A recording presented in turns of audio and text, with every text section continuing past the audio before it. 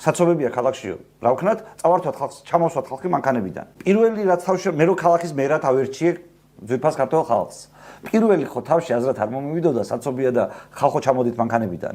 არამედ პირველი არის ის რომ რა ვიცი. რაც იზამდით. 1009 თურმე გავა ამ მერობის გქონდათ უკაცრავად მაგ პერიოდში გქონდათ პოლიტიკა სატრანსპორტო, იმიტომ თქვენ არ მოგიწვევი ვართ ჩვენ სამოქალაქო სექტორი. გქონდათ?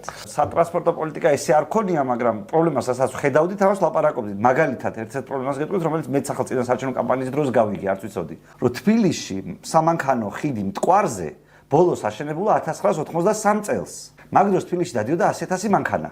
დღეს დადის მილიონი მანქანა. და არც ერთი ხიდი თუ ამ პერიოდის განმავლობაში არ ააშენე. და საცობებიაო, მანქანა უნდა შევამციროო. მე ეს მგონია უპასუხისმგებლობა საკუთარ თანამდებობასთან. შეიძლება ქართულ ძვირფას ქართულ ხალხს უპასუხისმგებლობა ხალხი მოწონს თანამდებობაზე. მე ეს არ ვიცი, მაგრამ ის რომ 40 წლის განმავლობაში ხიდს არ ააშენებ. მანქანების რაოდენობა 10-ჯერ გაიზარდა, ისე როგორც პოპულაცია გაიზარდა 93 წლის მერე თბილისში. და ამბობ რომ იცი რა გამოსავალი არის რომ ხალხი ჩამოსვა მანქანებიდანო, მე არ მგონია პატიოსანი დამოკიდებულება.